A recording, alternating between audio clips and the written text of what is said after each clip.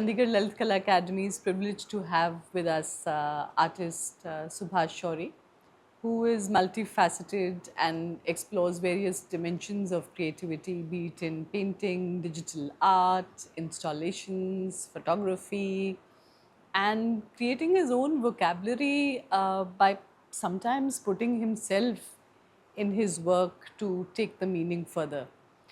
The world around him, its ups and downs, trials and tribulations, have made Subhash Shori the artist he is today.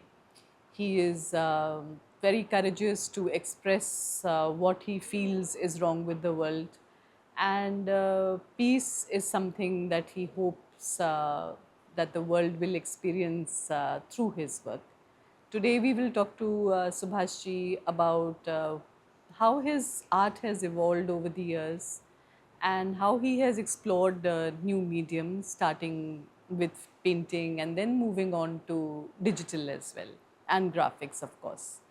And Subhash ji has been bestowed the Amrita Shergill Samman by the Chandigarh Lalit Kala Academy, and we are very happy to have him here with us.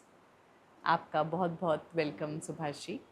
आपको चंडीगढ़ ललित कला academy Amrita Shergill सम्मान दे रहा है, कैसा लग रहा है आपको? You can say it's a wonderful experience.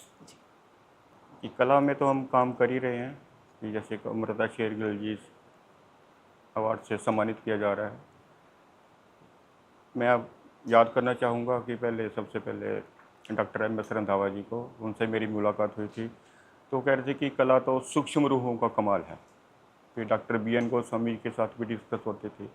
अब ये रूह हैं, तो मैं यहाँ पर एक पर्सनल बात शेयर करना चाहूँगा। जी जी। 1986 में शायद मैं अमृता शेरगिल जी की रूह से मिल चुका हूँ। आपको ऐसा लगता है? ऐसा लगता है, फील होता है ऐसा। क्योंकि एक बार मैं आ रहा था, कॉलेज आ रहा था, बस से आ रहा था। आप कॉलेज ऑफ आर्ट से ही? हाँ, मैं कॉलेज ऑफ आर्ट से हूँ। तो बस में एक मैंने बिल्कुल वाइट ड्रेस में देखी figure, and silent, cool, spirituality. थोड़ा सा देखा, स्माइल हुआ, आई वॉज सो नर्वस ऐसा। मैं बस से उतरा, फिर कॉलेज गया, वो भी उतरे। लेकिन जैसे मैं बस से उतरा, there home was not there. तो कॉलेज में गया तो हमारे कॉलेज की लाइब्रेरी बहुत अच्छी है। तो लाइब्रेरी में गया तो सडनली वो मैंने अमृता शेरगिल जी की बुक देखी, तो वही इमेज। तो मैं, तो वो इंसिडेंट आपके हमेशा साथ रहता है? वो साथ एज इफ कोई मैसेज था उनका कि तुम ठीक जगह पे हो। या वेरी नाइस। तो आपने किस में स्पेशलाइजेशन किया? मैंने स्पेशलाइजेशन इन पेंटिंग में की। जी तो उसमें एक प्रिंट मेकिंग भी सब्जेक्ट होता है। जी। देन उसके बाद आई गॉट नेशनल स्कॉलरशिप। मुझे प्रिंट मेकिंग में मिला, तो 2 साल वो हम ही काम किए उसमें। तो इन काम के चलते चलते साथ में मैं इंस्टॉलेशन भी करने लग गया। किस तरह, किस मटेरियल, क्या क्या, थोड़ा बताइए। इंस्टॉलेशन मेरे सबसे पहले मैंने स्टोन पे किया। स्टोन पेल्टिंग होती थी। तो stone is a very mysterious thing. जैसे नेचुरल उसका जो उसकी विजुअल अप्रोच है और उसका टेक्सचर है, दैट्स वेरी ब्यूटीफुल। इवन उसको मैंने सोसाइटी से भी रिलेट किया। अब जैसे बेटी होती है तो उसको ये कहा जाता है कि पत्थर जमे हैं। कहा जाता है। अब पत्थर में तो हमें भगवान भी दिखाई देता है। तो ये स्टोन बेल्टिंग, उसको एज ए वेपन यूज़ किया गया। बट मैंने उसको पेंट किया। जब कश्मीर में हो रहा था तो मैंने स्टोन्स को पेंट करना शुरू कर दिया, because life is colourful. We are not to create violence. हमारे वर्ल्ड में देखिए पूरी तरह से वायलेंस है। तो वो मेरे माइंड के ऊपर इफेक्ट पड़ा। जो मेरी क्रिएटिव जर्नी है, नेचर से इंस्पायर होकर फॉर्म्स निकालता था, साथ साथ में सोसाइटी का भी इम्पैक्ट मुझे भी पड़ता रहा। आप बहुत काम करते हैं ऑन वायलेंस। जितना जो भी कोई इंसिडेंट होता है या कुछ होता है in the world and India, आप उसको ज़रूर हाईलाइट करते हैं अपने काम में। जी मैडम। तो ऐसा ऐसा क्यों? जहाँ तक मैं सोचता हूँ कि artist is not only to be paint, he has certain responsibilities toward the society, जी for the awareness, for the growth of the society, for the development of human psychology, जो human का हो रहा है, what is the goal of human? जैसे ultimate goal is love and peace. Yes So that's why I am conveying my words to the world, एक message देना चाहता हूँ समाज में। तो ये काम करते करते स्टोन के साथ काम किया, फिर मैंने ब्रिक्स के ऊपर भी काम किया। कॉर्बुजिए से इंस्पायर्ड थे ब्रिक्स। ब्रिक्स, वो कहते हैं कि ईंट का जवाब पत्थर से देंगे, किसको जवाब देना है। अगर एक इंसान दूसरे इंसान से सीधी बात कर ले, ऑनेस्टी से रहे, तो वो मुझे नहीं लगता कि किसी को जवाब देने की ज़रूरत हो।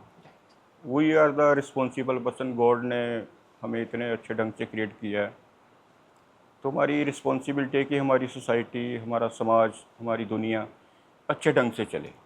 तो पेंटिंग से इवॉल्व होके आपका काम इंस्टॉलेशंस पे आया, इंस्टॉलेशन पे और आया, जो मेजर थीम्स हैं वो नेचर हैं, वो पीस है, पीस, लव है, या और फिर आपने बहुत खूबसूरती से ग्राफिक और डिजिटल भी एक्सप्लोर किया, यस। और उसमें आपने खुद को एक पार्ट ऑफ द आर्ट बनाया। या तो उसके थॉट के बारे में थोड़ा बताइए।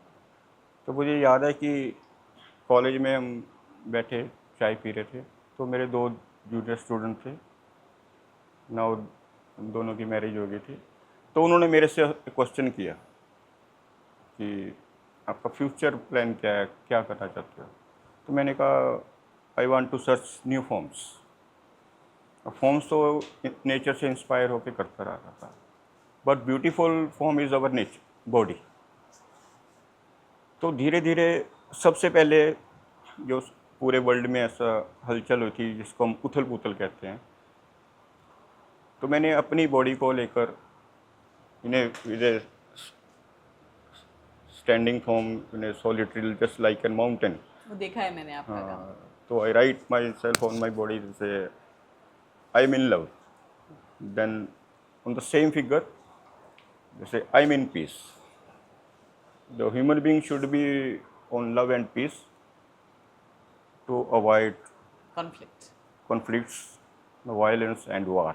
अब जैसे हम समाज में देख रहे हैं कि हर जगह कैसे unrest वेरियस है, कंट्री में वार चल रहे हैं, हर कंट्री में। तो मेरी रिसेंट सीरीज़ है कि मैं वार के ऊपर काम कर रहा हूँ, तो उसमें भी मैंने अपनी बॉडी को लेकर काम किया है।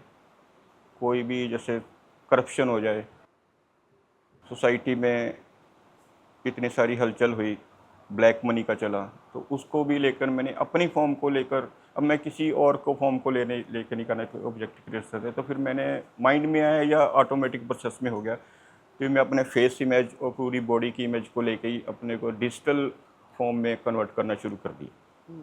तो मुझे अच्छा लगता है ऐसे। और कितना क्रिएटिव है डिजिटल फॉर्म आपके लिए, as a painter, as a photographer. Digital form में क्या आपको क्रिएटिविटी, कितनी सेटिस्फैक्शन मिलती है? आई एम ऑलवेज सेटिस्फाइड, मैं हमेशा सेटिस्फाइड रहता हूँ, बट है कि कुछ मीडियम्स ऐसे होते हैं, मोड्स ऐसे हैं जो मुझे अट्रैक्ट करते हैं कि मैं इस मीडियम में काम करूँ। अभी मैंने 3-4 मीडियम ऐसे हैं उस पर काम कर रहा हूँ, बट अभी मैंने डिस्क्लोज नहीं किए। तो इन नियर फ्यूचर तो मैं उनको डिस्क्लोज करूँगा कि ये मीडियम भी हो सकते हैं अपने आप को एक्सप्रेस करने के। तो आप कॉन्स्टेंटली एक्सप्लोर करते हैं न्यू मीडियम्स, हाँ, न्यू मीडियम्स, एंड उसी में ये theme of peace and balance and love हमेशा ही रहती है। जी जी। तो कंटेंट मेरा वही रहता है कि वही लव नेचर। अभी recently I was invited by culture affair ministry of Taiwan, तो उसमें मुझे इनवाइट किया गया दैट बोट के ऊपर काम करने के लिए। तो मैंने 2 बोट्स बनाई वहाँ पर। एक बोट में लिखा लव एंड पीस, जी तो this is the boat of love and peace. जी। उसको बांधा हुआ है, जिसने इसमें वो लव एंड बोट की इसमें जाना है, इसको खोलो और इसमें वेरी मूव करो, travel, then enjoy nature and life. Yes. और दूसरी बोट मैंने बनाई, उसमें मैंने वर्ल्ड के जितने भी वेपन्स हैं I wrote all the names of that weapons. तो फिर यहाँ पे इमेज की है बात मैंने अपनी पे की। फिर मैंने अपनी खुद की इमेज की ड्राइंग की, उसको बोट के एंड पे खड़ा किया। It's a boat of weapons and boat of love and Love peace. and peace. It's the Very choice nice. Is ours. So this is your latest work. Reasons. Excellent. तो recently भी अभी मुझे एक invitation आया, उसमें है the international exhibition of love art. Okay. तो उसमें भी जो करंट सिनेरियो हमारे वर्ल्ड का, उसको रिप्रेजेंट करने के लिए माइंड में काफ़ी पहले मैं सोचता रहा कि कैसे करूं। जी, तो फिर टेक्स्ट आर्ट होता है। आप टेक्स्ट भी बहुत इस्तेमाल हाँ, करते हैं. तो हम फॉर्म्स तो क्रिएट करते ही करते हैं, Yes. लेकिन words are more powerful. Yes. तो मैंने अपनी पेंटिंग में वर्ड्स भी ऐड करने शुरू कर दिए। Yes. अब मैंने उसमें सिंपल में वर्ल्ड लिखा है। वर्ल्ड में पीछे अपने लव की फॉर्म बनाई है, हार्ट की फॉर्म बनाई है, उसमें वेरियस कलर्स के लव बनाए हैं। उसमें एक मेन फॉर्म होगी, उसमें छोटे छोटे लव के साइंस बनाए हैं। उसमें मैंने सारी कंट्रीज़ के नेम लिख दिए। Of the world. I think 195 थे। तो every country needs weapons for their protections. Right. फिर उसमें मैंने सारे में एक हार्ट बनाया, उसमें love love love love night countless times I right love love love and name of countries. पहले वेपन्स का नेम्स लिखे थे, वर्ल्ड में जितने भी वेपन्स थे सर्च आउट किया।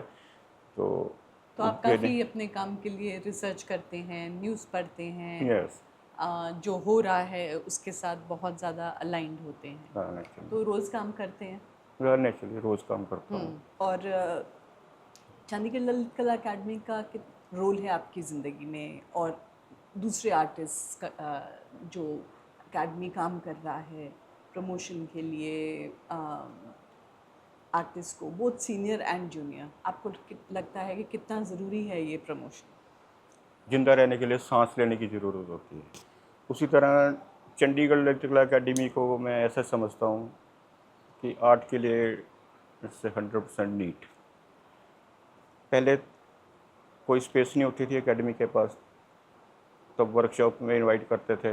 प्रेम सिंह जी सर थे, आदित्य प्रकाश जी थे, फिर दीवान मन्ना जी आए, और भीम जी हैं, अच्छा काम करते हैं। तो एक तो यहाँ पे मुझे ये बहुत अच्छी बात लगी कि यहाँ पर रेगुलर एक्टिविटीज़ होती है, जो बहुत ज़रूरी है. वो बहुत ज़रूरी है जी. To inspire the present artist and the future artist also. तो ये भी अच्छी लगती है कि सर चंडीगढ़ ललित कला academy, architecture college, government college और सराउंडिंग के यूनिवर्सिटी के स्टूडेंट्स या सराउंडिंग के कॉलेज के स्टूडेंट्स को भी इन्वॉल्व करती हैं।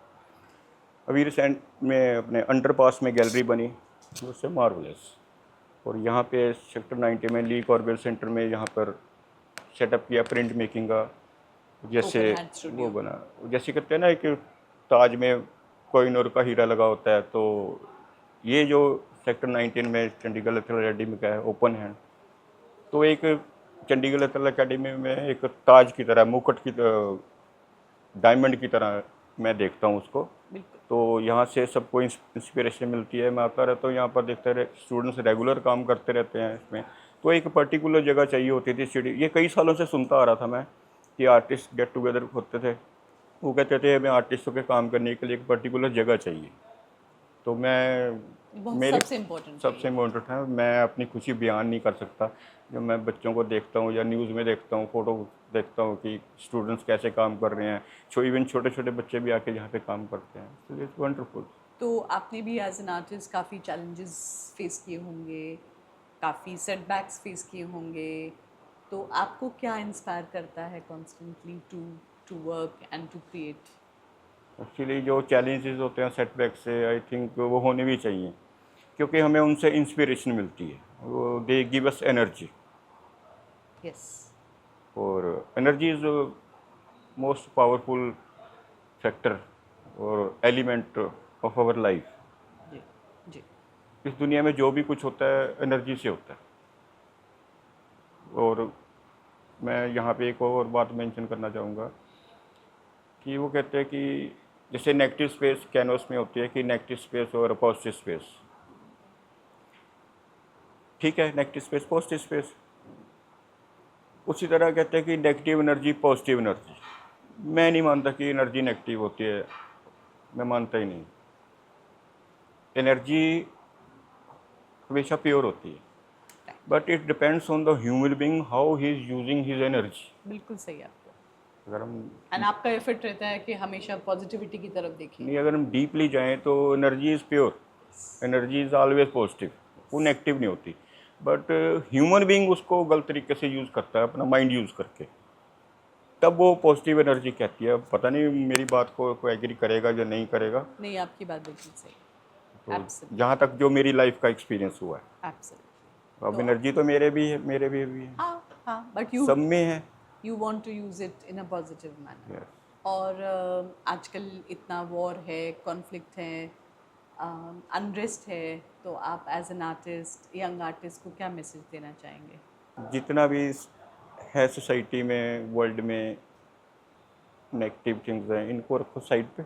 हाँ देखो, बस उसको अपने माइंड के डीप मत में लेके जाओ। जी, इतना रखो कि उसका साइकोलॉजिकल इफेक्ट में ना पड़े आपके ऊपर। अगर आपको, जैसे मैं करता हूँ, मेरे ऊपर इफेक्ट पड़ता है उसका, तो मैं अपने आप को उसमें एक्सप्रेस कर देता हूँ, बात खत्म हो गई। फिर अब मेरे पास कोई है तो ऐसी पावर तो है नहीं कि मैं वार को जाके रोक सकूँ। अब जैसे रिसेंटली अपने देखे कंट्री में क्या what is happening in our country. मैं एजुकेशन फील्ड में हूँ, एज ए टीचर काम किया इतने सालों से, तो हमेशा इंस्पायर करता रहता हूँ बच्चों को। आप कहाँ पढ़ाते थे? मैं चंडीगढ़ एडमिशन में गवर्नमेंट स्कूल्स में टीचर था। अच्छा, वेरी नाइस। 16 मॉडल मेरा, 26 में रहा हुआ है। मैंने मिनी म्यूजियम सेटअप किया अच्छा with the help of archaeological department Haryana and Punjab, अच्छा and with some collections of government museum and art galleries। उनके पास प्रिंट्स थे, अच्छा। तो वो मैंने डिस्प्ले किया था। तो इसी तरह 16 में भी मैंने बहुत सारे इवेंट्स किए, फ्लोट्स तैयार की, जी जी। वहाँ पे एक स्पेशल आर्ट रूम सेट किया था। तो फिर जो भी मेन था 16 मॉडल चंडीगढ़ के स्कूलों का, तो उसमें था मैं। फिर उसके बाद मेरी प्रमोशन हो गई, then I become head of an institution.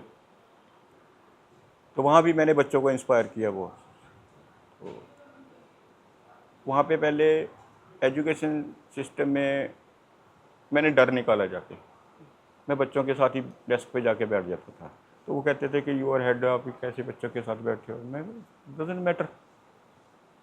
अगर हम छोटे बच्चों को, जैसे आप यंग जनरेशन की बात कर रहे हो, अगर हमें छोटे बच्चों को, यंग जनरेशन को कुछ गाइड करना है या सिखाना है, तो हमें उनके लेवल पे आना चाहिए पड़ेगा।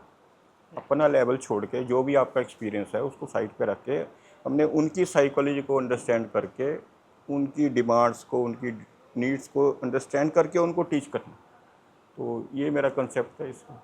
वंडरफुल।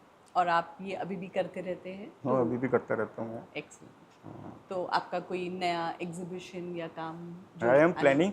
Your planning. तो अभी आपसे डिस्कस किया कि ऐसे मीडियम है, वेरी गुड। वो जो भी डिस्क्लोज नहीं किया। मैं भी कभी सोचता हूँ कि ऐसे मीडियम में भी अपने आप को एक्सप्रेस किया जा सकता तो है। हम कब देखेंगे आपका नया काम? हाँ, may be very soon. Okay, lovely.